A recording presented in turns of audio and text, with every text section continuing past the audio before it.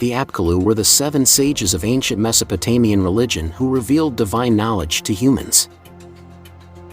They were demigods whose wisdom was on par with the god of wisdom Enki himself, their creator.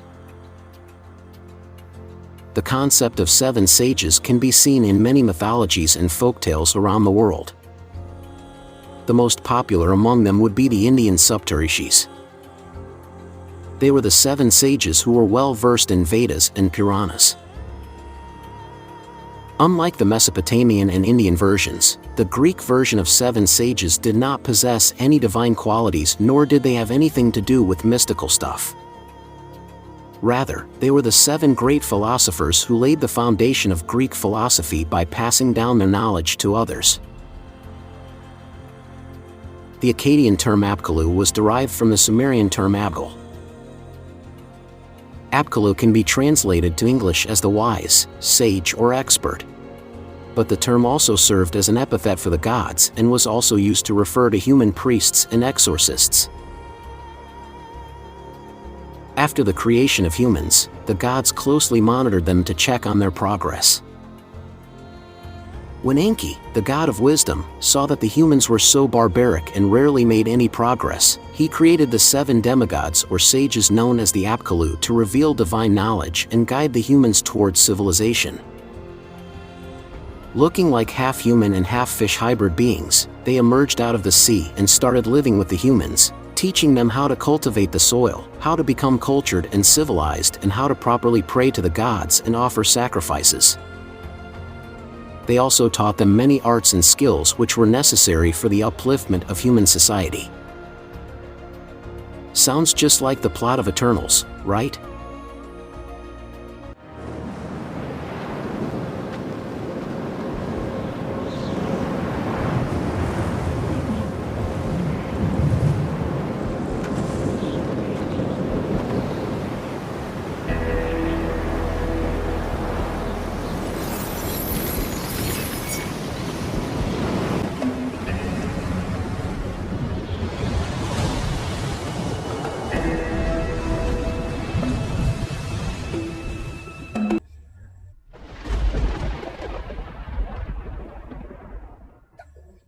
The Apkallu appear in many Mesopotamian reliefs and arts in 3 forms: bird-headed, human-headed, or dressed in fish skin cloaks. The 7 sages are as follows. The first is Wana or Oans, who finished the plans for heaven and earth. The second is Uanejiga, who was endowed with comprehensive intelligence. Third came Enmeduga, who was allotted a good fate. Next was Enmegalama, who was born in a house. The fifth was Enmebuluga, who grew up on pasture land. The sixth is Enlilda, the conjurer of the city of Eridu. And last came Uduabsu, who ascended to heaven. These 7 sages acted as the counselors to various kings before the Great Flood. The first sage, Wana, is sometimes identified with the mythological figure Adapa, who was mentioned in the Uruk kings list. Berossus, a Babylonian scholar who lived in the 3rd century BC during the Hellenistic era, greatly describes the first sage Wana in his work, The Babylonian History. In the first year, it made its appearance, from a part of the Erythraean Sea which bordered upon Babylonia, an animal endowed with reason, who was called Oans. The whole body of the animal was like that of a fish, and had under a fish's head another head, and also feet below, similar to those of a man, subjoined to the fish's tail. His voice too, and language, was articulate and human, and a representation of him is preserved even to this day. This being in the daytime used to converse with men, but took no food at that season, and he gave them an insight into letters and sciences, and every kind of art. He taught them to construct houses, to found temples, to compile laws, and explain to them the principles of geometrical knowledge. He made them distinguish the seeds of the earth, and shewed them how to collect fruits. In short, he instructed them in everything which could tend to soften manners and humanize mankind. From that time, so universal were his instructions, nothing material has been added by way of improvement.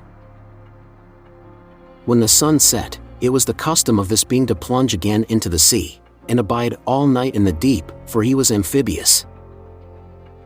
After this there appeared other animals like oans. It is worth noting that the Babylonian history of Berossus has been lost. The above description of Wana was recorded by Greek authors claiming to be found from the work of Berossus.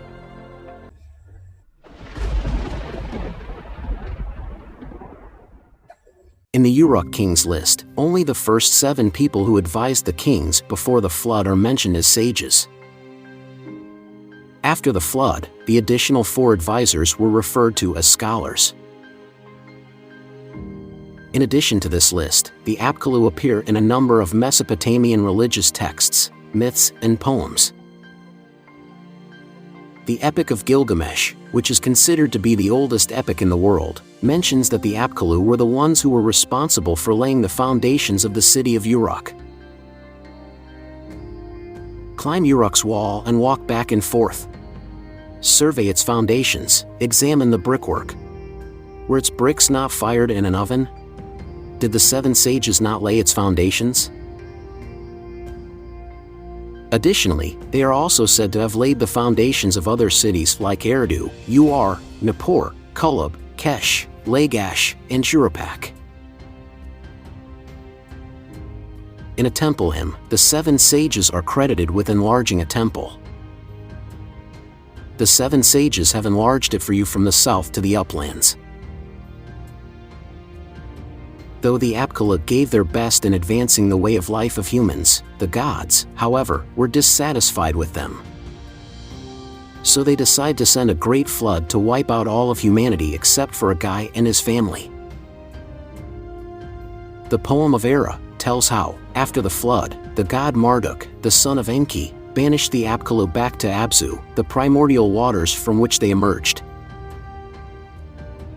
I made those ominous go down to the Apsu, and I said they were not to come back up. Once the Apkallu are banished, Marduk's phrasing becomes rhetorical. Where are the 7 sages of the Apsu, the pure Parada fish, who just as their lord Ea, have been endowed with sublime wisdom? Who can make my body holy?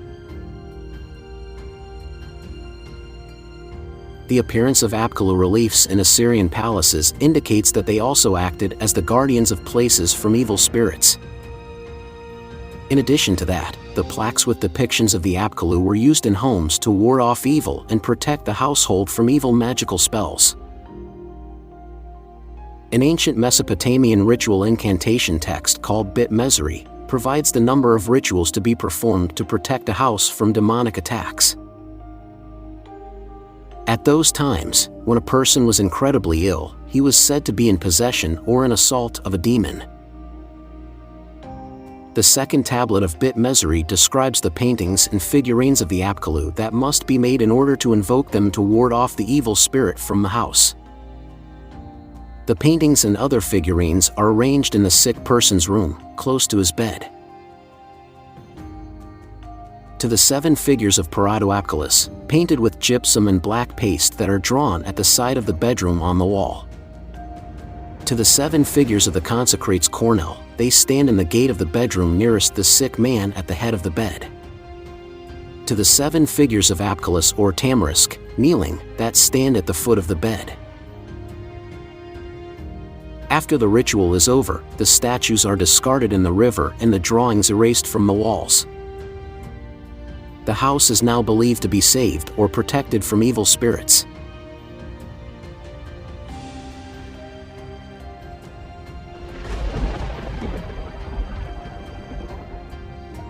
It is believed that the tale of Apkallu spread everywhere, resulting in the creation of various other similar myths. The tale of Nephilim is said to be one among them.